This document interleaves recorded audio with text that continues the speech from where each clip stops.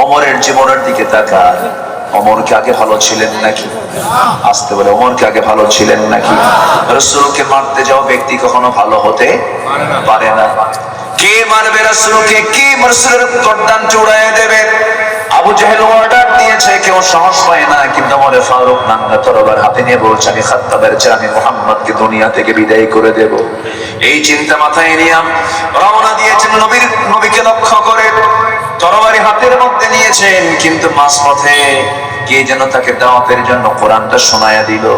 যখন তার কোরআনে কারীমের যখন আয়াতটা তার কর্ণকুহরে ঢুকে গেল, বোন বলছে, ভাই তুমিও খাত্তাবের ছেলে, আমি খাত্তাবের মেয়ে, দেখো তো কোরআনটা পড়ো, দেখো তো তোমার কেমন মজা লাগবে মনে হয়।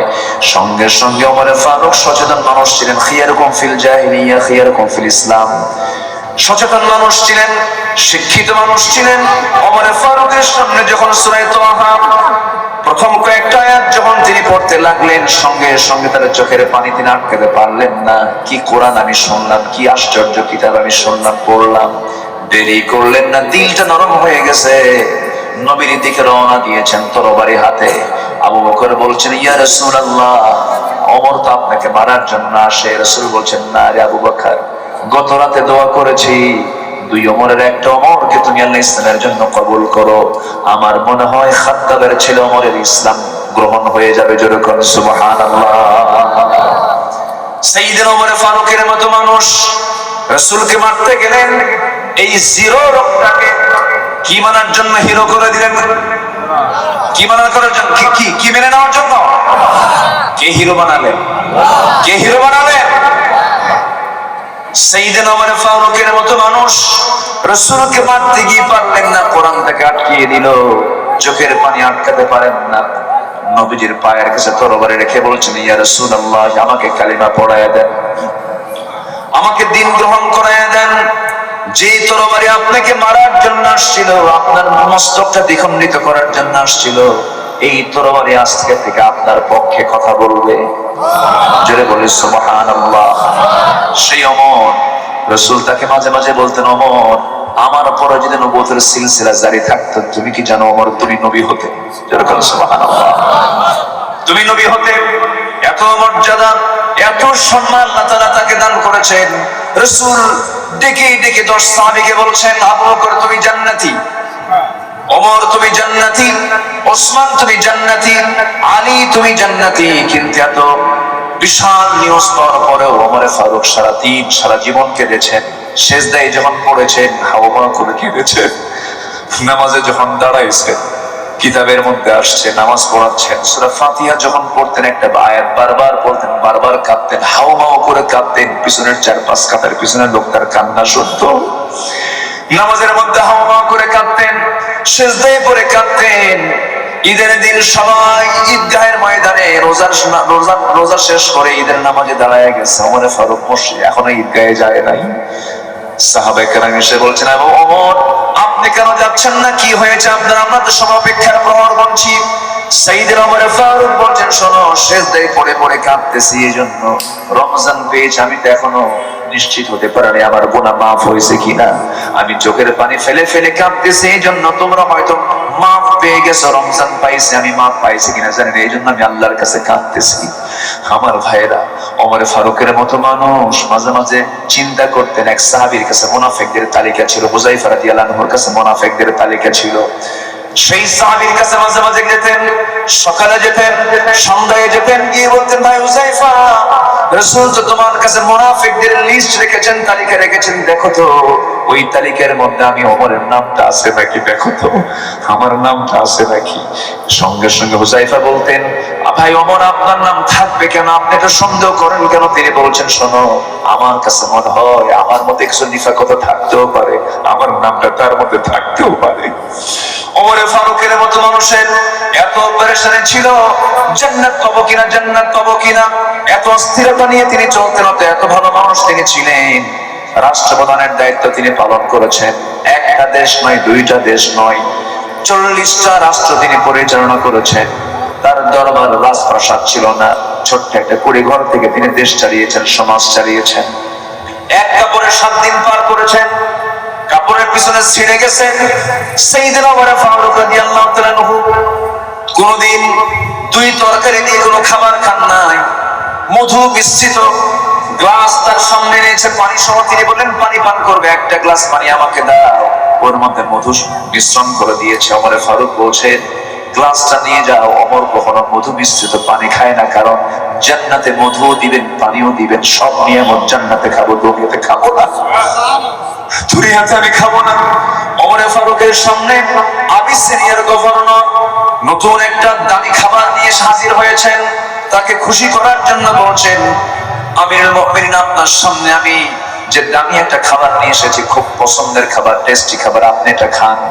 সাইয়েদনা ওমর ফারুক বললেন যে খাবারটা তুমি আমাকে খাওয়াতে চাচ্ছ, কষ্ট করে এনেছো, ভালো কথা, আমার দেশের প্রত্যেক জনগণকে এই খাবার খেতে পারবে নাকি? না, তো এই দামি খাবার সবাই তো খেতে পারবে না।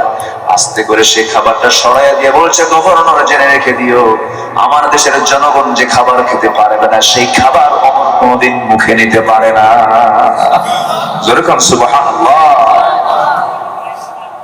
আমার বন্ধুগণ, বিচার কি সঠিক ছিল? কি তাকওয়া ছিল তাদের ভিতরে? কি জিকির ছিল তাদের ভিতরে? হু হু জিকির করলে জিকির হয় না। মধুর বোতল তিনি পেয়েছেন রাষ্ট্রের পক্ষ থেকে, এক বোতল মধু, তিনি সহ তার প্রতিবেশীদের মাঝে এটা ভাগ করে দিতে হবে। মধুর বোতল নিয়ে এসে বউয়ের সামনে দাঁড়ালেন, বউকে বলছেন বউ আমার মধুর বোতলটা ভাগ করো, মধুটা ভাগ করতে হবে। এই মধু ভাগ করে 6 থেকে 7 জন প্রতিবেশী সমান করে ভাগ করে দাও। ঠিক আছে, আমাকে দেন, আমি বন্টন করে দিচ্ছি। বউয়ের হাতে দেওয়ার পরই বলছেন আমার স্ত্রী, মন খারাপ করো না, মধুর বোতলটা আমাকে দাও, আমি তোমাকে ভাগ করতে দেব না, আমি প্রতিবেশীকে দায়িত্ব দেব। ওমর ফারুকের স্ত্রী একটু মনক্ষুণ্ণ হলেন, কারণ তাকে তিনি মাইন্ড করলেন, আমার স্বামী আমাকে বিশ্বাস করলেন না, আমার স্বামী আমাকে পছন্দ করলেন না, আমি মনের সমান বন্টন করব না। ওমর ফারুক রাদিয়াল্লাহু আনহু বললেন আমার স্ত্রী তোমার মন খারাপ কেন? তিনি বলছেন আমার স্বামী গো, আমি কি কখনো মধু আমার ভাগে বেশি নেব নাকি? আমি তো মন খারাপ করতেই পারি। ওমর ফারুক বলছেন আমার স্ত্রী, আল্লাহর কসম করে বলে আমি তোমাকে সন্দেহ করি নাই, আমি তোমাকে ডাউট করি না, আমি তোমাকে ভালোবাসি। আমি চালাই রাষ্ট্র, তুমি চালাও আমার পরিবার নামক রাষ্ট্র। আমার সন্তানকে দেখো, আমার পরিবারকে দেখো, তুমি যদি আমার পরিবারকে না দেখতে, আমার রাষ্ট্র চালাতে আমার কষ্ট হয়ে যেত। আমি তোমাকে সম্মান করি, ভক্তি করি, শ্রদ্ধা করি, কিন্তু আল্লাহর নামের কসম করে বলছে আমি তোমাকে সন্দেহ করি না। কিন্তু আপনি আমাকে কেন মধুর বোতল ভাগ করতে দিলেন না, মধু ভাগ করতে দিলেন না? আসলে এরকম প্রশ্ন হয় না? গন্ডগোল লাগে না? স্বামী স্ত্রীর মধ্যে একটু ভুল বোঝাবুঝি হয় না ভাই? হয় কিনা বলেন? মধু খাওয়াকে নিয়ে রাসূলের সঙ্গে লাগছে বলতে লিমা তুহাররিম খাশিউন والذين هم عن اللغو معرضون والذين هم للزكاة فاعلون والذين هم لفروجهم حافظون إلا على أزواجهم أو ما ملكت أيمانهم فإنهم غير ملومين فمن ابتغى وراء ذلك فأولئك هم العادون والذين هم لأماناتهم وعهدهم راعون والذين هم على صلواتهم يحافظون أولئك هم الوارثون الذين يرثون الفردوس هم فيها خالدون جربون الله أكبر মুমিনকে চেনার জন্য মুমিনুন সূরা দিয়েছেন, কাফিরকে চেনার জন্য কাফিরুন সূরা দিয়েছেন, আবার মুনাফিককে চেনার জন্য সূরা মুনাফিকুন দিয়েছেন। মুনাফিক হব না, কাফির হব না, আমরা কি হব? বলেন আমরা কি হব? মুমিন হব। মুমিনের কিছু গুণ আছে না নাই? 1 নাম্বার বিড়ি খাওয়া,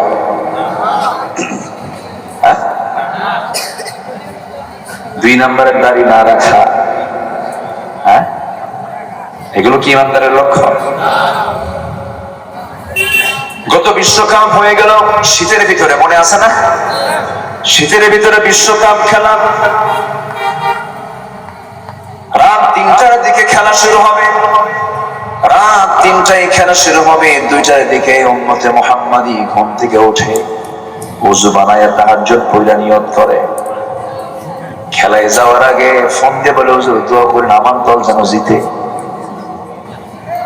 3টায় খেলা শুরু হবে, 2টা থেকে প্রস্তুতি শুরু হয়ে যায়। কয়েক মাস ধরে মেসির 10 নম্বর জার্সিও গায়ে দেয়, আবার মাথার চুলের স্টাইলটাও মেসির মতো করে, নেইমারের মতো করে। যখন যুবকদেরকে বলা হয়, যুবক মাথার চুলটা কাটছো কার মডেল? মেসি। তুমি কি নেইমার? তুমি কি কুত্তা? আছে না? মুমিনের গুণ তো এরকম হওয়ার কথা ছিল না। মুমিনকে দেখলেই রাসূলের কথা মনে হবে। আল্লাহু আকবার বলে। মুমিনের মুখে দাঁড়িয়ে থাকবে। মুমিন কখনো নেশার কাছে যাবে না। আমার দেশে বিড়ি খাওয়া লোক বেশি না বিড়ি ছাড়া লোক বেশি? আজকের মাহফিলও যারা এসেছেন, বিড়ি ছাড়া লোক বেশি না বিড়ি খাওয়া লোক বেশি? বিড়ি খাওয়াই বেশি। আমার বুঝি তো। নিজের বিবেককে প্রশ্ন করে দেখুন, আমি ইমানদার, আমি সবার থেকে ভিন্ন হব, সবার থেকে স্বতন্ত্র হব। আমার কথা, আমার খাবার, আমার আচার, আমার আচরণ, আমার চলাফেরা, আমার লেনদেন সব হবে একরকম না ভিন্ন রকম? বলেন বলেন, কি হবে? ভিন্ন রকম হবে, আলাদা স্ট্যান্ডার্ড হবে। তার কথা হবে উন্নত, তার কাজ হবে উন্নত, তার চলাফেরা হবে উন্নত, সবকিছু সুন্দর হয়ে যাবে, অন্যান্য থেকে ভিন্নতা চলে আসবে। আমার ভাইরা, আমার বন্ধুগণ, এই জন্য আপনি যদি মুমিন হতে চাই, পরামর্শ নেব কার? আল্লাহ বলছেন 1 নাম্বার মুমিনের গুণ হলো, ওই বান্দার 1 নাম্বার মুমিনের গুণ হচ্ছে আযান শোনার সঙ্গে সঙ্গে সে কোথায় চলে যাবে? আসতে বলবেন না, কোথায় চলে যাবে? আল্লাহ অফার দিয়ে দিলেন, বান্দা এমন যদি হয়, সত্যি সত্যি যদি তা হয়, আযান শুনে তুমি মসজিদে চলে যাচ্ছ, চিন্তা করো না বান্দা যে কিয়ামতের দিন সূর্য মাথার উপরে উঠবে, মানুষ ঘামের সাগরে হাবুডুবু হাবুডুবু খাবে, সেই কঠিন কম থেকে কি ময়দানে, ও বান্দা চিন্তা করো না, আমি তোমাকে আমার আরশ আজিমের ছায়ায় আমি তোমাকে জায়গা করে দেব। জোরে বলি সুবহানাল্লাহ। নামাজ যারা খুশুর সঙ্গে আদায় করবে, অনর্থক কথা যারা জিহ্বা থেকে বের করবে না, মুখ থেকে বের করবে না, যারা যাকাতটা ঠিক মতো আদায় করবে। নাম্বার 4 হলো যারা লজ্জাস্থানের যারা হেফাজত করবে, জেনার কাছে যাবে না। আজকে সমাজে বিয়ে বেশি না জেনা বেশি? আসতে বলে, বিয়ে বেশি না জেনা বেশি? বিয়ে করা কঠিন না জেনা করা কঠিন? বলেন, বিয়ে করাই তো কঠিন, আজকে কঠিন হয়ে গেছে তো। বিয়ে আজকে জটিলতা এই রূপ নিয়েছে। প্রবাস জীবনে থেকে থেকে 40 বছর পার হয়ে যায়, 45 বছর পার হয়ে যায়, বিয়ে করবে না, বিয়ে করে না। যখন বলা হয় তুমি বিয়ে করো না কেন? হুজুর বিয়ে করে খাওয়াবো কি?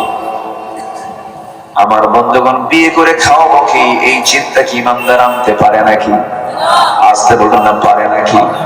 রিস্কের দায়িত্ব কার? আসতে রিস্কের দায়িত্ব কার? ইবনে মাসউদ রাদিয়াল্লাহু তাআলা মারা যাচ্ছেন, মারা যাওয়ার সময় তার 4টা মেয়েকে রেখে যাচ্ছেন। হযরত ওসমান জিন্নুরাইন রাদিয়াল্লাহু আনহুর খেলাফত আমল, তার বাড়িতে আসলেন, এসে বলছেন, আব্দুল ইবনে মাসউদ, আজকে আপনি যা বলবেন তাই হবে। রাষ্ট্রের পক্ষ থেকে কিছু গিফট আপনাকে দিতে চাই, আপনার ফ্যামিলির জন্য দিতে চাই। আপনার অন্তিম সময় রাষ্ট্র আপনার পাশে দাঁড়াবে, বাইতুল মাল থেকে কিছু অর্থ দিয়ে আপনার পরিবারকে একটু সচ্ছল রাখার ব্যবস্থা করব। আপনার মেয়েদের উপকার হবে। আপনি তো মারা যাচ্ছেন, আপনার কোনো চাহিদা আছে নাকি? আপনার কোনো প্রয়োজন আছে নাকি? আপনার কোনো সমস্যা আছে নাকি?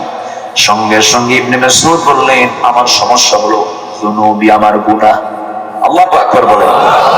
গুনাহ হলো আমার সমস্যা। আপনার কোনো টেনশন আছে নাকি? আমার কোনো টেনশন নাই। আপনার সন্তানদের জন্য আমি কিছু ব্যবস্থা করতে চাই, আপনি যদি অনুমতি দিয়ে দেন। তিনি বললেন, শোনো ওসমান, আমার কোনো প্রয়োজন লাগবে না, আমার সন্তানদের জন্য কোনো প্রয়োজন লাগবে না, কারণ আমি আমার সন্তানদের জন্য এমন একটা সম্পদ রেখে যেতেছি, যদি কোনো বান্দা সকাল বিকাল সূরাতুল ওয়াকিয়া যদি সকাল বিকাল পড়ে, সকল রিজিকের ফয়সালা আমার আল্লাহ তার করে দেন। জোরে কোন সুবহানাল্লাহ। সবকিছুতে সময় মতো হওয়া উচিত। যে যুবকের বয়স 40 বছর পার হয়ে গেছে, এরপরও যে যুবক বিয়ে করে না, সে কি ঠিক থাকার কথা না বাইপাস মারার কথা? সে তো ঠিক থাকার কথা না। আমি বাস্তব কথা বলছি, কিন্তু রাগ করতেছেন নাকি আপনারা? সবকিছুর একটা সময় থাকে। আল্লাহ রাব্বুল আলামিন বলছেন, শোনো, নামাজ ঠিক করো, জিহ্বা ঠিক করো, অর্থকে পিউরিফাই করার জন্য যাকাত দাও। নফল মনে করে না ফরজ মনে করে? ফরজ মনে করে যাকাত দাও। নাম্বার 4 হলো লজ্জাস্থানকে হেফাজত করো। লজ্জাস্থানকে হেফাজত করার একটা বড় মাধ্যম হলো বিয়েটা করে নাও। বিয়েটা হলো করে নিলে পরে বউ হবে তোমার দারোগা, বউ হবে তোমার ইমানের পাহারাদার। বউকে সাথে নিয়ে রাস্তায় চললে পরে ওই পুরুষ কি কোনো মহিলার দিকে চেয়ে থাকতে পারবে নাকি? ক্ষমতা আছে তো? ওই মহিলার সামনে যদি, স্ত্রীর সামনে যদি কোনো স্বামী যদি চেয়ে থাকে, হয়তো 1 মিনিট, আধা মিনিট কোনো মহিলার দিকে চেয়েছিল, হয়তো বউটা এটা দেখে ফেলেছে, সেই সময় কিছু বলবে না, রাস্তায় বাইরে আছে কিছু বলবে না। সন্ধ্যার পরে যখন বলবেন, সন্ধ্যার পরে যখন স্বামী ডাক দিয়ে যখন বলবে, সুইট এই দিকে আসো, রাগ করে বলে, তো তোমার সুইটে চেয়ে থাকো আরেক দিকে। আমি কি ভুল বলতেছি? বউ হলো ইমানের পাহারাদার। লজ্জাস্থানকে হেফাজত করো। আল্লাহ তাআলার পরামর্শ এগুলো, আব্দুল্লাহ আমিন এগুলো মন গড়া কোনো কথা বলতে আসে নাই। আল্লাহর কথা বলে একটা একটা করে আমি বলার চেষ্টা করছি। আমার ভাইরা, কিন্তু দুঃখজনক হলেও সত্য, আজকে জেনাকে প্রমোট করা হচ্ছে, মেয়েদেরকে উলঙ্গ করে রাস্তায় বের করে দেওয়া হচ্ছে। ঢাকা ইউনিভার্সিটির মতো একটা শীর্ষ বিদ্যাপীঠ থেকে শিক্ষকদের মুখ থেকে বের হয়, বোরকা পরে ভার্সিটিতে ঢুকতে দেওয়া হবে না, নেকাব পরে ভার্সিটিতে ঢুকতে দেওয়া হবে না। এরা শিক্ষক নয়, শিক্ষক নামের কলঙ্ক। এরা শিক্ষক নামের কলঙ্ক। বলে যে ছাত্রী হলো শিক্ষকদের কাছে মেয়ের মতো। ছাত্রী যদি শিক্ষকদের কাছে মেয়ের মতো হয়, ছাত্রী কেন আবার পাত্রী হয়ে যায়? ছাত্রী পাত্রী হয় না শিক্ষকের? শিক্ষক ছাত্রীকে বিয়ে করেছে, দেখি অসাধারণ ঘটনা, সাধারণ ঘটনা। বলেন বলে দেখি, অসাধারণ, সাধারণ, সাধারণ হচ্ছে না? এতো নাজায়েজ হলে নয়, একটা কথা ছিল, হতেই পারে। ছাত্রী কেমনে মেয়ের মতো হবে? মেয়ে তো মেয়ের মতোই হবে, ছাত্রী কখনো মেয়ের মতো হবে। এই জাতীয় কথা কি কোরআন সুন্নাহ সমর্থন করে? ইসলামকে আবেগ দিয়ে চলে? আবেগ তাড়িত কোনো কথা তো ইসলাম এলাও করবে না, কখনোই। এটা গ্রহণীয় নয়। আবার কিছু শিক্ষক ভালো আছেন। সিলেট ইউনিভার্সিটি, সিলেট প্রযুক্তি বিশ্ববিদ্যালয়ের ভাইস চ্যান্সেলর, তিনি বললেন, সন্ধ্যা 8টার পর, রাত 8টার পরে কোনো মেয়ে, কোনো ছাত্রী বাইরে থাকতে পারবে না। ছাত্রীরা আন্দোলন করতে করতে বলল, এ তো তালেবানি স্টাইল, মানে এরকম করে বলতেছে। শেষ পর্যন্ত উপাচার্য বলেছেন, ভাইস চ্যান্সেলর বলেছেন, তোমরা যদি বলো তালেবানি স্টাইল, হ্যাঁ এটা আমার স্টাইলটা, তবু আমি বাইরে বের হতে দেবো না। ভালো কিছু আছে না? আসতে বলবেন না, ভালো কিছু আছে না? নাই।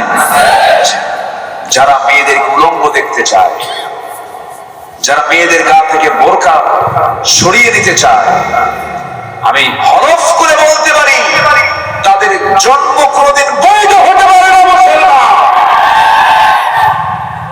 বৈধ হতে পারে না। আমার মাকে ঢেকে দেওয়ার দায়িত্ব আমার আছে না? নাই। আমার মার ইজ্জত আব্রুকে ঢেকে দেওয়ার দায়িত্ব আমার আছে না? নাই। খেয়াল করতে হবে। আমার বন্ধুগণ, নাম্বার 5 হলো যারা তাদের আমানত ঠিক রাখবে। আমানতদারিতা যার মধ্যে থাকবে না, তার ঈমান কখনো মজবুত হবে না। নাম্বার 6 হলো যে ব্যক্তি ওয়াদা ঠিক রাখবে। ওয়াদা যার ঠিক থাকবে না, তার ঈমানই থাকবে না। লা ঈমানা লিমান লা আদালাহ। যার ওয়াদা ঠিক নাই, তার ঈমানই নাই, বলেছেন মুহাম্মদ সাল্লাল্লাহু আলাইহি ওয়াসাল্লাম। নাম্বার 7 হলো নামাজ দিয়ে শুরু, নামাজ দিয়ে শেষ। আল্লাহ বলছেন ওয়াল্লাযীনা হুম আলা সালাওয়াতিহিম ইউহাফিযুন উলাইকা হুমুল ওয়ারিসুন الذين يرثون الفردوس هم فيها خالدون জোরে বলুন আল্লাহু আকবার। আমার কথা কি বিরক্ত হচ্ছেন আপনারা? তাহলে আমরা ভালো হব নামাজ পড়ে না না পড়ে? নামাজ পড়ার দরকার আছে না নাই? নামাজ আছে যেখানে আমরা আছি, যে দলে নামাজের ডাক নাই সেই দলেও আমরা আজ থেকে আমরা। আপনি কোন দল করেন? যে দলের নেতাও নিজে নামাজ পড়ে না, আপনাকে নামাজের কথাও বলে না। এত বক্তব্য শুনি, কিন্তু তাদের মুখে নামাজ পড়ো নামাজ পড়ো, নামাজ বাধ্যতামূলক, এমন জাতীয় কথা কিন্তু আমাদের কানে আসে না। যে নেতা হাসরের ময়দানে আমার উপকার আসবে না, যে নেতার নেতৃত্বে নামাজ নাই, যে নেতার নেতৃত্বে মদের বোতল খুঁজে পাওয়া যায়, যে নেতার নেতৃত্বে সুদের গন্ধ পাওয়া যায়, ওই সমস্ত নেতৃত্বের মুখে আমরা থুতু মারি, জুতা মারি। বাতিলের মোকাবেলা করার দরকার আছে না নাই? বাতিলের মোকাবেলা করতে রাজি আছেন কারা কারা? হাত তুলে দেখেন মুসলমান।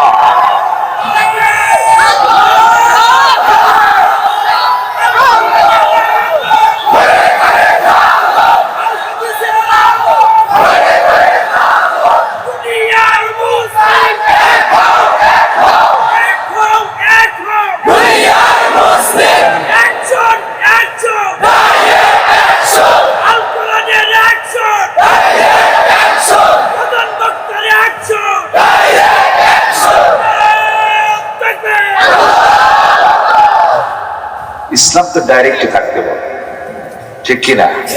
ইসলাম কি ইনডাইরেক্ট? ডাইরেক্ট। ইসলাম যেখানে আছে সেখানে অনিসলাম কিছু থাকতে পারে, কিন্তু এই স্লোগান আল্লাহু আকবার নারায়ে তাকবীর এটা অনেকের গায়ে শুনখায়। এরকম কিছু লোক আছে না নাই বলেন?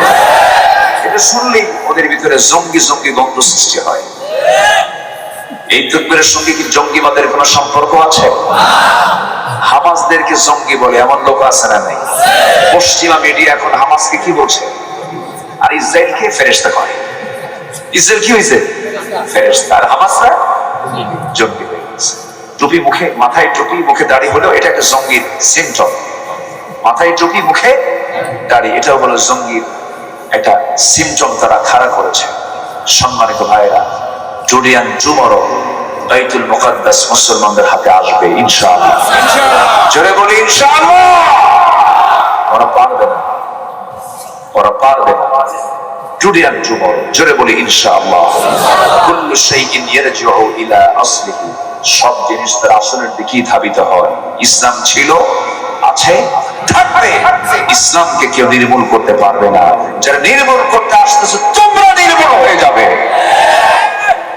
ফেরাউন টিকে না। ফেরাউন টিকতে পেরেছে? ফেরাউন কি কখনো ভাবছিল যে আমি দরিয়ায় ডুববো? সে কি বলছিল? সে কি ভাবছিল কখনো? তবে বলেছিল। তাকে প্রশ্ন করা হয়েছিল, আচ্ছা যদি গোলাম যদি মালিকের কথা না শোনে তাহলে তার কি করা উচিত? দরিয়ায় চুবায় মারা উচিত। এটা ফেরাউন কইছিল? বলছিল? বলছিল।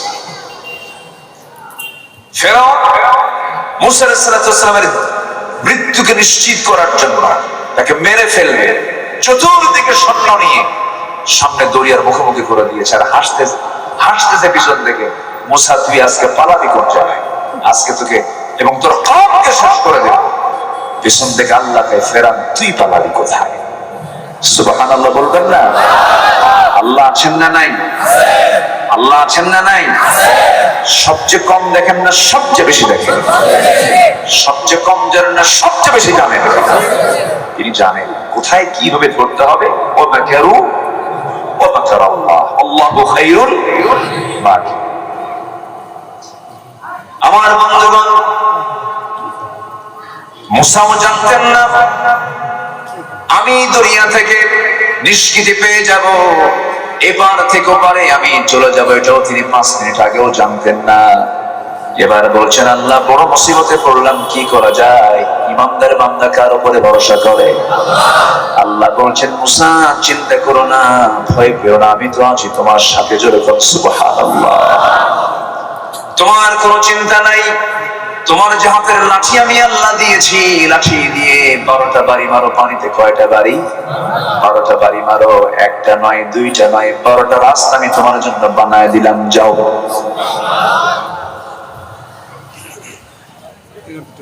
টাঙ্গাইলে বাইপাস রাস্তা আছে না নাই? আছে না নাই? কেন? যেন জাম না হয়। কি না হয়? আগের মতো জাম আছে নাকি? আগে একটা জেলা ছিল সামের জেলা, সেই জেলার নাম কি বলেন? টাঙ্গাইল। টাঙ্গাইল আসলেই মানুষ বিপদে পড়ে যেত।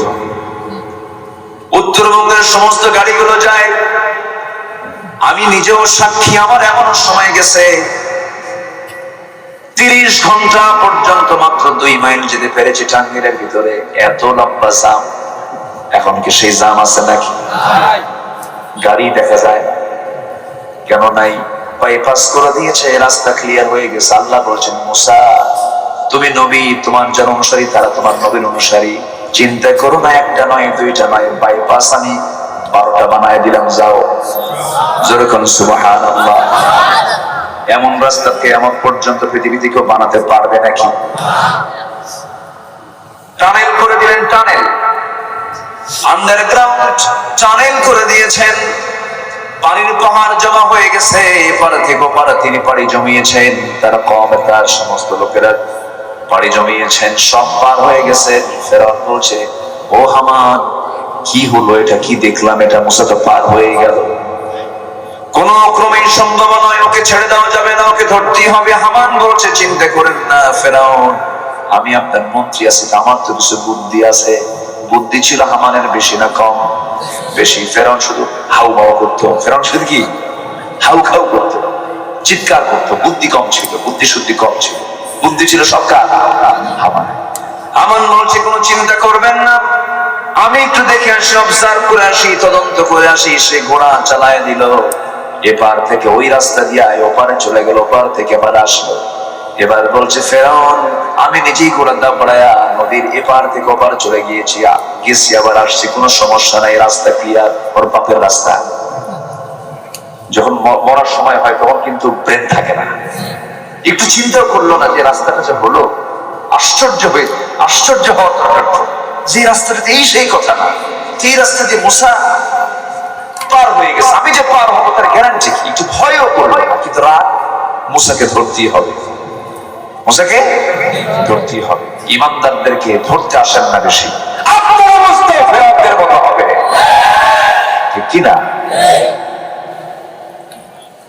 সম্মানিত ভাইয়েরা, অনেক প্রেক্ষাপট, অনেক কথা।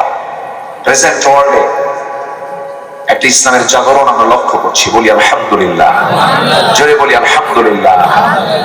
আফগানিস্তানকে গালি দিত সবাই, সে আফগানিস্তান এখন অর্থনৈতিক সমৃদ্ধির দিক থেকে অনেক এগিয়ে। তারা মাত্র 2 বছর আমার দেশে $1 114 থেকে 19 টাকা, আর ওই দেশে 1 টাকা সমান কি বলে $1 সমান 73 টাকা। তারা কত এগিয়ে এসেছে, তারা অর্থনৈতিক দিক থেকে। তারা চুরি করে না, ডাকাতি করে না, সেইভাবে তারা এগিয়ে আসতেছে। অথচ কিছুদিন আগেই আমরা তাদেরকে কত কি বলেছি, কত গালমন্দ করেছি। সম্মানিত ভাইয়েরা, পশ্চিমা বিশ্বের ভয় একটাই, ইসলাম। আসতে তাদের ভয় কি? ইসলাম আসলে তাদের কোনো ক্ষমতা থাকবে, তাদের কোনো নেতৃত্ব থাকবে, এটাই হচ্ছে তাদের ভয়। কিন্তু আমাদের একটাই চিন্তা, সেটা হলো পৃথিবীতে কিছুই থাকবে না ইসলাম ছাড়া। ইসলাম পরাজিত থাকবে না, বিজয়ী হবে। ইসলাম পরাজিত না, বিজয়ী হবে। বিজয়ী হওয়ার জন্য কাজ করার দরকার আছে না? এর জন্য আগে খারাপ মানুষ হওয়া দরকার না ভালো মানুষ হওয়া দরকার? ভালো মানুষ হওয়া। আসেন আমি মূল আয়াতের দিকে চলে গিয়েছি অনেক আগেই, আমি জাস্ট শুধু মিলায় দিচ্ছি। পাপ করলে পাপ আমাকে ঘেরাও করবে, পাপ আমাকে কি করবে? ঘেরাও করবে। আল্লাহ রাব্বুল আলামিন সূরা বাকারা আমার তেলাওয়াতকৃত আয়াতগুলোর দিকে আমি চলে গেলাম। 81 এবং 82 নম্বর আয়াতে বলছেন بلى من كسب سيئة وأحاطت به خطيئته أولئك أصحاب النار هم فيها خالدون জোরে বলুন আল্লাহু আকবার। বান্দা তুমি যদি পাপ করো, পাপ তোমাকে ঘেরাও করে ফেলবে। দেখবেন যদি কোনো মানুষ বিড়ি খায়, বিড়ি খাইলে ঠোঁট তার কি হয়? কালো হয় না? টের কি পাওয়া যায় না? টের পাওয়া যায় সে বিড়িখোর। সে কি? বিড়িখোর। যদি কেউ মদ খায়, মদ খেলে পরে তার চোখটা কি হয়? লাল হয়ে যায়, টের পাওয়া যায় সে মদখোর। তার চোখ বলে দেয় সে মদ খায়। আমার বন্ধুগণ, এইভাবে যদি কেউ পাপ কাজ করে তার চেহারায় সে পাপের চিহ্নটা ফুটে ওঠে। আল্লাহ বলছেন পাপ করবে, পাপ তোমাকে ঘেরাও করে ফেলবে। পাপ করলে পরে 7টা বিষয় তার কাছে স্পষ্ট হয়ে যাবে। পাপের ফলাফল হলো 7টা। নাম্বার 1 হলো নির্লজ্জ হয়ে যাবে। দেখেন না আজকের মেয়েদের চলাফেরা, লজ্জা শরম আছে কিছু? আজকে লজ্জা শরম কিছু আছে? তাদের মা বোন, আমাদেরই তো মা বোন, আমরা ছেড়ে দিয়েছি। আমার মাহফিল চুয়াডাঙ্গা, গত বছর খাইতে বসছি, এক মুরব্বী এসে দোয়া চাই, হুজুর আমার বড় মেয়ের জন্য দোয়া করবেন। কেন, কি হয়েছে? ঠাকুরগা বিয়ে দিচ্ছে। ঠাকুরগা এত দূরে বিয়ে দিলেন, বাড়ি হলো চুয়াডাঙ্গের, কারণটা কি হুজুর? কি আর বললেন? বললাম যে বিয়ের ঘটকটাকে বলেন হুজুর। মোবাইল ঘটক কে? আমি কি দোয়া করে দেবো নাকি? এই যে একজন নড়াচড়া করতেছেন যে আপনারা, আমি কি খুব কষ্ট দিচ্ছি না তো? থাকেন না, কত সময় চলে যায়, কত সময় অপচয় হয় আমাদের। যদি কেউ আপনার পাশে থেকে উঠতে চায়, এটা শক্ত করে ধরবেন আর মহাব্বতে একটা মুস্কি হাসি মেরে একটু বসায় দিবেন। ভাই বসে, আলহামদুলিল্লাহ বলেন, একটু বসে। তাহলে পাপ করলে 6টা জিনিস তার মধ্যে চলে আসে। 1 নম্বর হলো সে নির্লজ্জ হয়। সে কি হয়? নির্লজ্জ, লজ্জা থাকে না। নাম্বার 2 হলো সৌন্দর্য নষ্ট হয়ে যায়। নাম্বার 3 হলো রোগাক্রান্ত হয়ে পড়ে। নতুন নতুন যে রোগ দুনিয়া জুড়ে এসেছে, আমার বাপ দাদার আমলে, দাদাদের আমলে কি এইডস নামক কোন রোগ ছিল নাকি? সিফিলিস নামে কোন রোগ ছিল নাকি? নতুন নতুন রোগ এসেছে। করোনা নামক একটা ভাইরাস চলে গেছে। এই সমস্ত নতুন নতুন রোগের মূল কারণ হলো পাপাচার বেড়ে যাওয়া না কমে যাওয়া? বেড়ে যাওয়া। পাপ যত বাড়বে রোগ তত বাড়বে। অতএব হসপিটাল বাড়ানো দরকার না, পাপ বন্ধ করা দরকার। কি বন্ধ করা দরকার? পাপ বন্ধ করা দরকার। পাপ বন্ধ হয়ে গেলে রোগ বন্ধ হয়ে যাবে, রোগ আর হবে না। পাপের সাথে রোগের সম্পর্ক। আমার ভাইয়ের নাম্বার 4 হলো রিজিক বরকত শূন্য হবে। রিজিকের মধ্যে কোনো বরকত থাকবে না।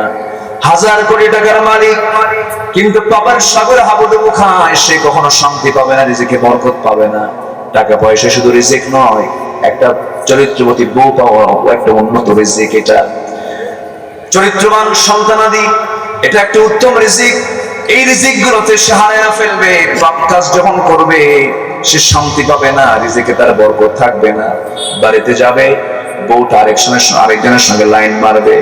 মেয়ের দিকে তাকাবে, মেয়েটা ইয়াবা খায় সিট হয়ে পড়বে। ছেলের দিকে তাকাবে, ছেলের ঘরের মধ্যে ঢুকে বালিশ টানতে দিকে পিস্তল। সেই পিস্তল নিয়ে বাবার মাথায় ঠাকায় বলবে, বেশি বাড়াবাড়ি করবি তো তোরে শেষ করে ফেলবো।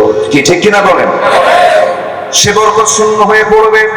নাম্বার 5 হলো সবাই তাকে ঘৃণা করবে, কেউ তাকে মহাব্বত করবে না, মনে মনে ঘৃণা করবে। সামনে ভয় হয়তো তাকে ভালোবাসবে। এই সেই লোকটাই পৃথিবীর সবচেয়ে জঘন্য লোক, যে সমস্ত লোকগুলোকে মানুষ ভয়ে মহব্বত করে কিন্তু মনে মনে ঘৃণা করে। আছে না নাই? এরকম লোক আছে না নাই? মনে মনে ঘৃণা করে, শুধু সামনে একটু ভয়ে ভয়ে, ভাই ভাই আমি তো আপনারই ভাই। এই সমস্ত লোকগুলো হলো জগতের সবচেয়ে জঘন্য লোক। আছে কিনা সমাজে? আসতে বলবেন না, আছে না নাই? নাম্বার 6 হলো অন্তরটা কালো হয়ে যায়। পাপ যখন করবেন আপনার অন্তরটা মরে যাবে, কালো হয়ে যাবে। দয়া মায়া মহব্বত ভালোবাসা কোনো কিছুই থাকবে না আপনার ভিতরে। যেমনি ইচ্ছা আপনি তেমনি কাজগুলো করবেন। আপনার চোখের সামনে মানুষকে আপনি হত্যা করবেন, দয়া মায়া থাকবেন, অন্তরটা কালো হয়ে যাবে। নাম্বার 7 হলো ওই লোকটা যতই দোয়া করুক আল্লাহর দরবারে দোয়া কবুল হবে না। আসতে বলবেন দোয়া কবুল হবে না। দোয়া কবুল হওয়ার জন্য পাপ ধরবো না পাপ ছাড়বো, পাপ ধরবো না পাপ ছাড়বো। এক সাহাবী বলছেন হুজুর আমাকে বেশি আমল দিবেন না, মাত্র 2-1টা আমল আপনি আমাকে দেন। রাসূল বলেন তুমি কি কি আমল নিজে করো আগে বলো।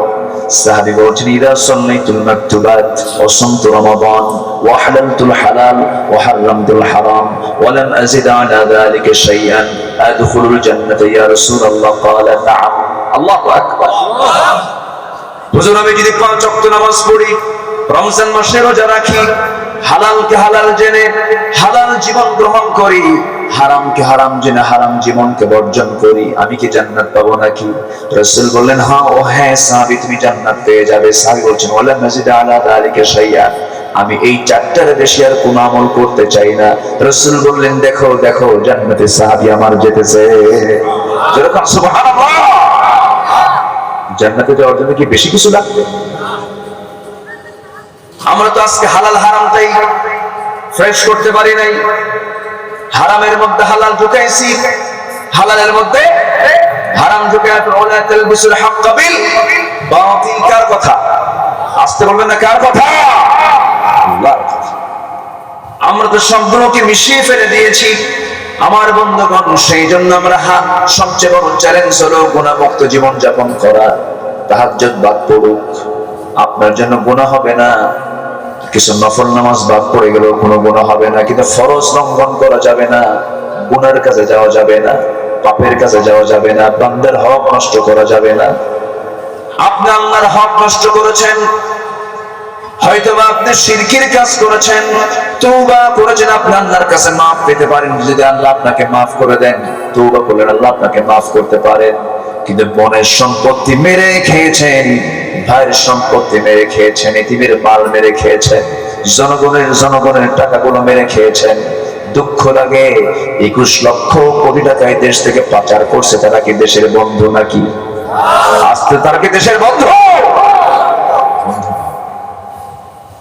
আমার ভাইয়েরা বুকটা ফেটে যায় যখন বাইরের দেশে যাই। আমার বন্ধুগণ দেশটা আমার কাছে মনে হয় কি জানেন, গোটা পৃথিবীতে 228টির মতো দেশ আছে, এর মধ্যে আমার কাছে মনে হয় পৃথিবীর সবচাইতে বরকতময় সবচেয়ে সম্ভাবনাময় দেশ হলো আমার সোনার বাংলাদেশ। জোরে বলি আল্লাহু আকবার। কি না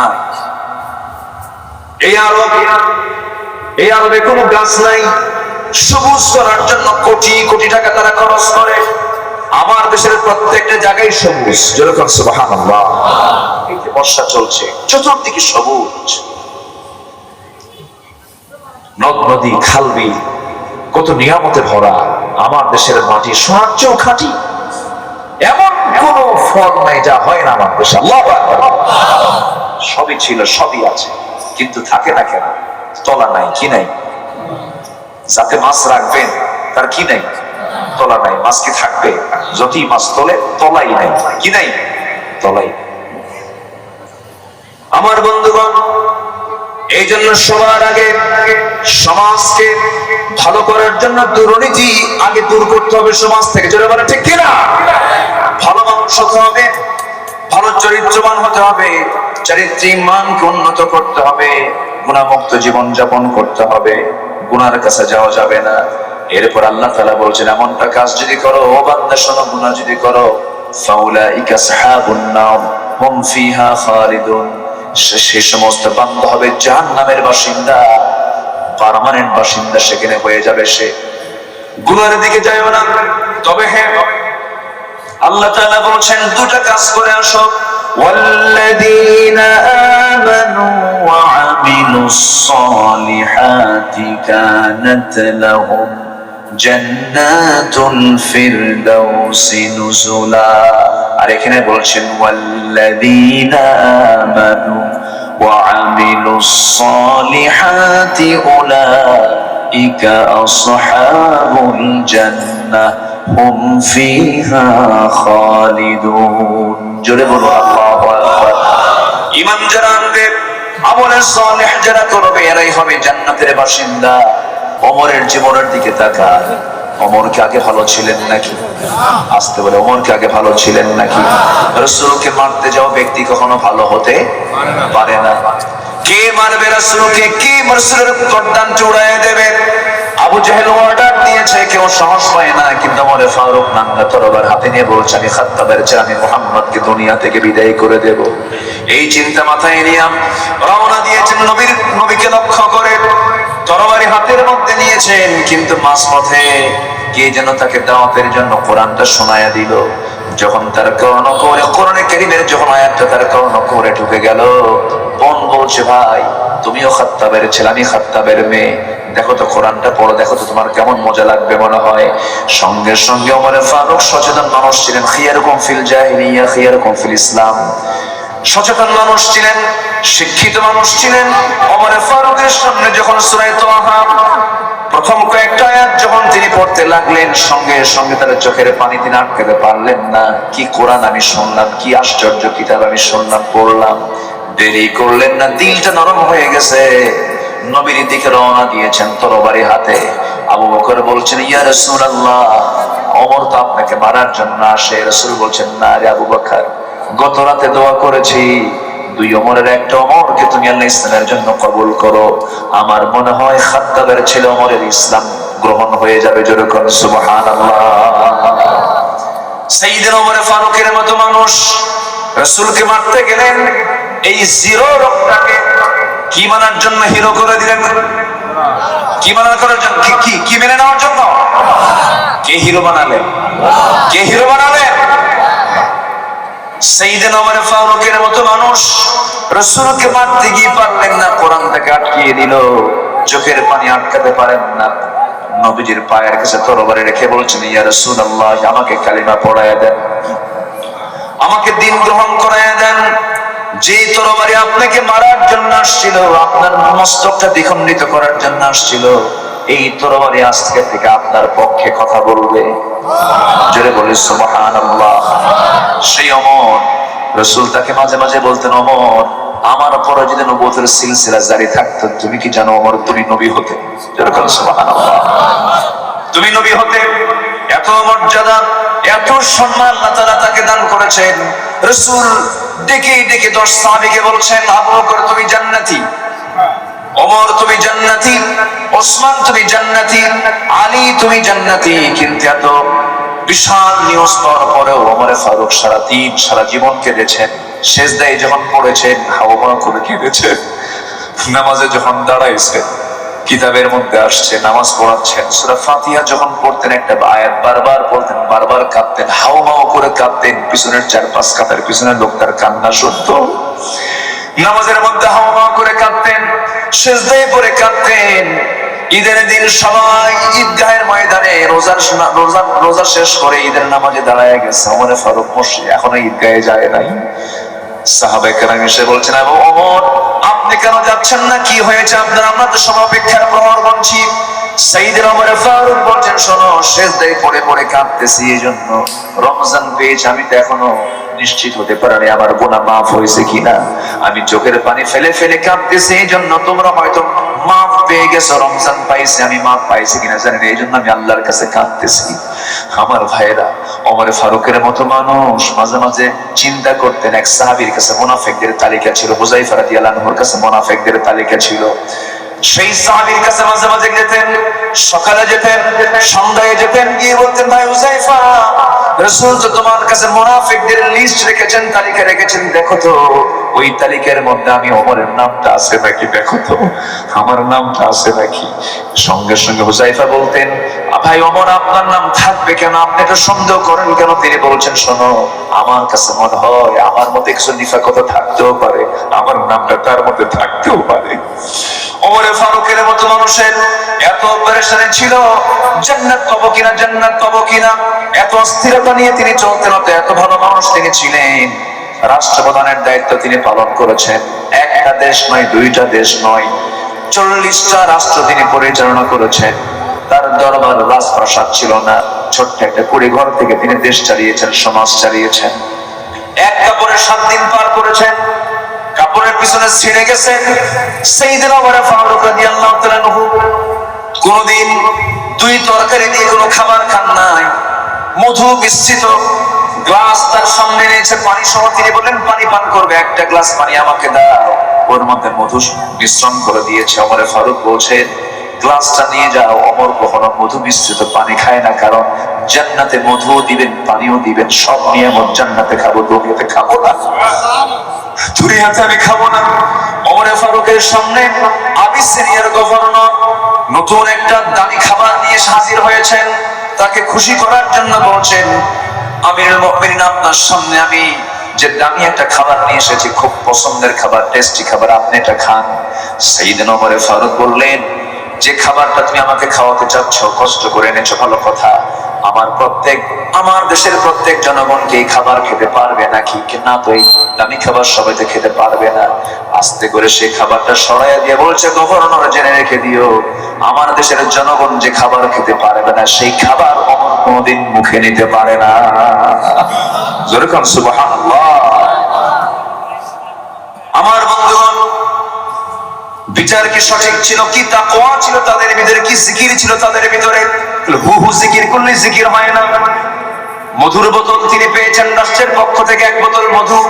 তিনি সহ তার প্রতিবেশীদের মাঝে এটা ভাগ করে দিতে হবে। মধুর বোতল নিয়ে এসে বউয়ের সামনে দাঁড়ালেন। বউকে বলছেন, বউ আমার, মধুর বোতলটা ভাগ করো, মধুটা ভাগ করতে হবে। এই মধু ভাগ করে 6 থেকে 7 জন প্রতিবেশী সমান করে ভাগ করে দাও। ঠিক আছে, আমাকে দেন, আমি বন্টন করে দিচ্ছি। বউয়ের হাতে দেওয়ার পরই বলছেন, আমার স্ত্রী, মন খারাপ করো না, মধুর বোতলটা আমাকে দাও, আমি তোমাকে ভাগ করতে দেব না, আমি প্রতিবেশীকে দায়িত্ব দেব। ওমর ফারুকের স্ত্রী একটু মনক্ষুণ্ণ হলেন, কারণ তাকে তিনি মাইন্ড করলেন, আমার স্বামী আমাকে বিশ্বাস করলেন না, আমার স্বামী আমাকে পছন্দ করলেন না, আমি মনের সমান বন্টন করব না। ওমর ফারুক রাদিয়াল্লাহু আনহু বললেন, আমার স্ত্রী তোমার মন খারাপ কেন? তিনি বলছেন, আমার স্বামী গো, আমি কি কখনো মধু আমার ভাগে বেশি নেব নাকি? আমি তো মন খারাপ করতেই পারি। ওমর ফারুক বলছেন, আমার স্ত্রী, আল্লাহর কসম করে বলে আমি তোমাকে সন্দেহ করি নাই, আমি তোমাকে ডাউট করি না, আমি তোমাকে ভালোবাসি। আমি চালাই রাষ্ট্র, তুমি চালাও আমার পরিবার নামক রাষ্ট্র। আমার সন্তানকে দেখো, আমার পরিবারকে দেখো। তুমি যদি আমার পরিবারকে না দেখতে, আমার রাষ্ট্র চালাতে আমার কষ্ট হয়ে যেত। আমি তোমাকে সম্মান করি, ভক্তি করি, শ্রদ্ধা করি, কিন্তু আল্লাহর নামের কসম করে বলছে, আমি তোমাকে সন্দেহ করি না। কিন্তু আপনি আমাকে কেন মধুর বোতল ভাগ করতে দিলেন না, মধু ভাগ করতে দিলেন না? আসলে এরকম প্রশ্ন হয় না? গন্ডগোল লাগে না? স্বামী স্ত্রীর মধ্যে একটু ভুল বোঝাবুঝি হয় না ভাই? হয় কিনা বলেন? মধু খাওয়াকে নিয়ে রাসূলের সঙ্গে লাগছে বলবে, লিমা তুহাররিম